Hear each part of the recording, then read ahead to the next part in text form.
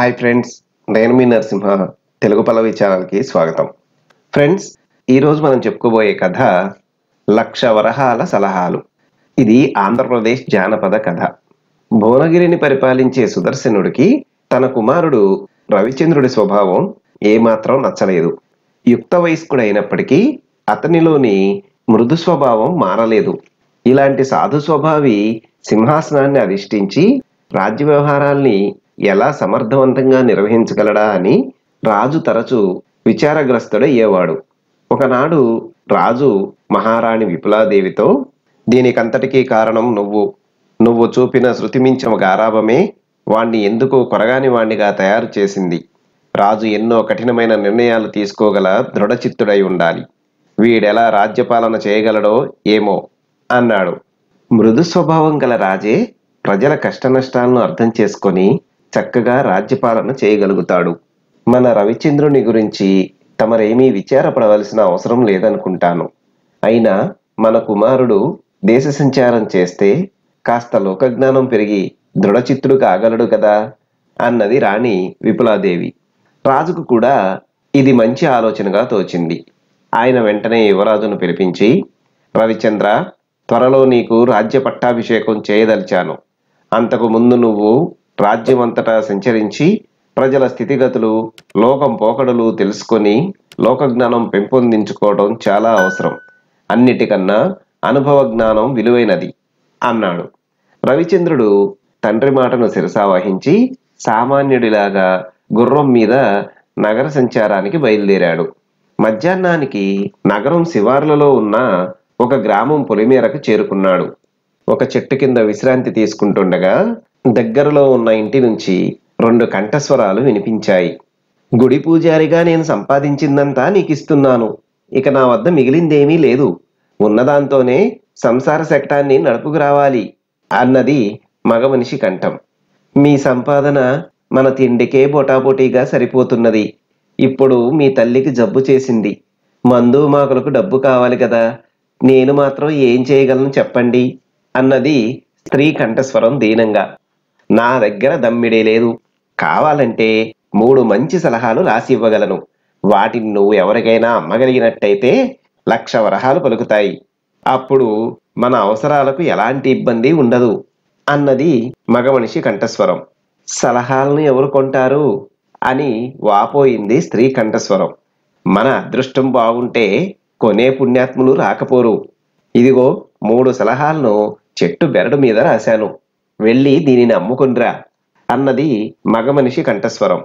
ఆ మాటలు విన్న రవిచంద్రుడు దయాహృదయుడు కనుక ఆ పేద దంపతులకు సాయపడాలనుకున్నాడు. ఆ పేదరాలు ఇంటి నుంచి బయటకు రాగానే ఆమెను సమీపించి, అమ్మా, నాకొక సహాయం చెయ్యాలి. నాకొక మంచి సలహా కావాలి, ఇవ్వగలవా అని అడిగాడు. ఆ స్త్రీ అతని వంక ఆశతో చూస్తూ, ఒక్క సలహా ఏమిటి నాయనా? ఈ బెరడు మీద ఆణిముత్యాల్లాంటి 3 సలహాలు రాసి ఉన్నాయి. అయితే వాటికి 1,00,000 వరహాలు చెల్లించవలసి ఉంటుంది. అంత మొత్తం నీ దగ్గర ఉన్నదా అని అడిగింది అనుమానంగా. సంతోషంగా చెల్లిస్తాను అంటూ రవిచంద్రుడు వేలికి పెట్టుకున్న వజ్రపు ఉంగరం తీసి ఆమెకిస్తూ, ఇది 1,00,000 వరహాల కన్నా ఎక్కువే చేస్తుంది అని చెప్పి సలహాలు రాసి ఉన్న చెట్టు బెరడును తీసుకున్నాడు.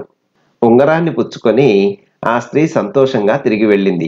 ఆ తర్వాత రవిచంద్రుడు ఆ సలహాలను చదివాడు. అపరిచితమైన నూతన ప్రదేశంలో రాత్రివేళ గడపవలసి వస్తే నిద్రపోవద్దు.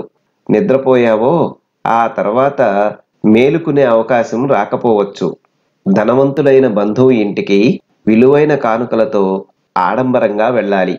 అప్పుడే గౌరవాదరాలు లభిస్తాయి. వట్టి చేతులతో పేదవాడిలా వెళ్ళావో బయటికి గెంటేస్తాడు. కష్టమైన అపాయకరమైన కార్యాన్ని నిర్భయంగా శక్తినంతా వినియోగించి చేసేయాలి.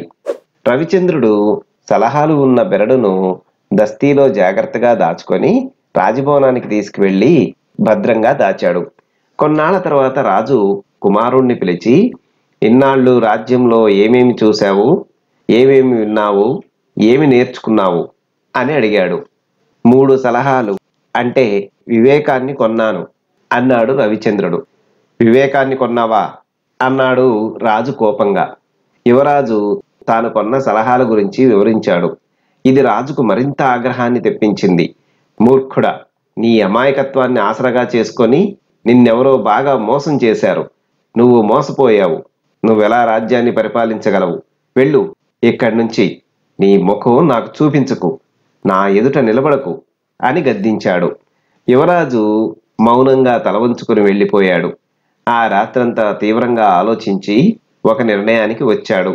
మరునాడు తెల్లవారక ముందే గుర్రం ఎక్కి రాజ్యం వదిలి వెళ్ళాలని బయలుదేరాడు. మధ్యాహ్నానికల్లా నగరం దాటి చాలా దూరం వెళ్ళాడు. సాయంకాలానికి చిన్న కొండకు ఆవల ఉన్న పట్టణాన్ని సమీపించాడు. ఆ రాత్రికి అక్కడి సత్రంలోనే గడపాలని నిర్ణయించాడు. సత్రం యజమాని అతన్ని యగాదిగా చూశాడు. రవిచంద్రుడు ధరించిన ఆభరణాలు అతని దృష్టిని ఆకర్షించి అతనిలో దురాశను కలిగించాయి. రాత్రికి ఎలాగైనా ఈ యువకుణ్ణి చంపి విలువైన ఆభరణాలు కాజేయాలన్న దుర్బుద్ధి అతనిలో కలిగింది. సత్రం యజమాని రవిచంద్రుణ్ణి సగౌరవంగా తీసుకుపోయి ఒక విశాలమైన గదిలో వదిలాడు.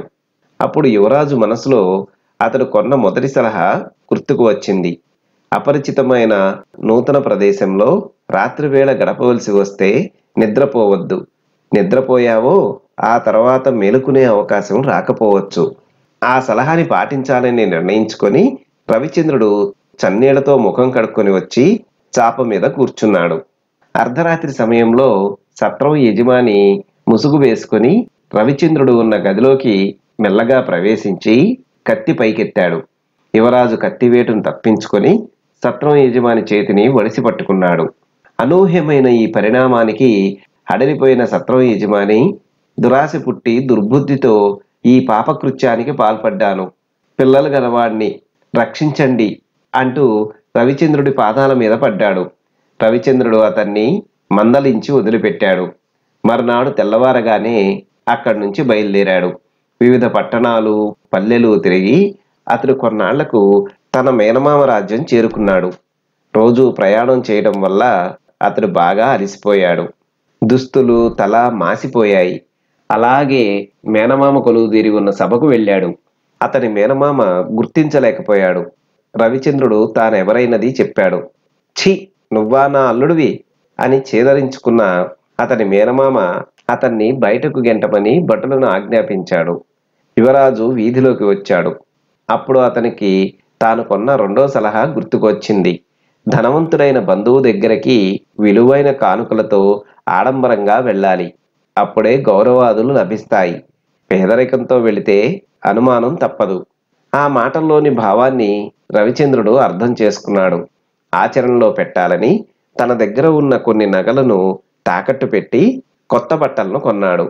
ఆ తర్వాత ఒక సత్రానికి వెళ్ళి స్నానం చేసి కొత్త బట్టలను, మిగిలిన ఆభరణాలను ధరించి విలువైన కానుకలతో మేనమామ కొలువు కూటానికి వెళ్ళాడు. అతన్ని చూడగానే మేనమామ గుర్తించి ఆహ్వానిస్తూ లేచి వచ్చి ఆప్యాయంగా కౌగిలించుకున్నాడు. మేనమామ భవనంలో కొన్నాళ్లుండి రవిచంద్రుడు మళ్లీ దేశాటనకు బయలుదేరాడు. 2 రోజులలో పొరుగు రాజ్యం రాజధాని నగరం చేరాడు. నగర వీధులలో వెళ్తూ ఉండగా ఒక కుమ్మరి గొంతెత్తి ఏడుస్తూ ఉండడం గమనించి అతన్ని సమీపించి, ఎందుకు ఏడుస్తున్నావు అని అడిగాడు. నా కొడుకు యువరాణిని వివాహమాడబోతున్నాడు అన్నాడు కుమ్మరి. అది ఆనందించదగ్గ విషయమే కదా, మరి ఏడుస్తున్నావెందుకు అని అడిగాడు రవిచంద్రుడు. కాదు నాయనా, ఈ రాజ్యంలో యువరానికి రోజూ పెళ్ళవుతూనే ఉంటుంది. కారణం తెలియదు గాని పెళ్ళైన రాత్రే పెళ్లి కొడుకు చచ్చిపోతాడు. ఈ రోజు యువరాణిని పెళ్ళాడవలసింది నా కొడుకు వంత ఇంది. నా బిడ్డ ప్రాణాలతో బయటపడడు అంటూ మళ్ళీ ఏడవసాగాడు. రవిచంద్రుడికి తాను కొన్న 3వ సలహా జ్ఞాపకం వచ్చింది. కష్టమైన, అపాయకరమైన పనిని నిర్భయంగా శక్తినంతా ఉపయోగించి చేసేయాలి. ఆ వృద్ధుడి కొడుకుని రక్షించటం తన బాధ్యతగా భావించాడు రవిచంద్రుడు.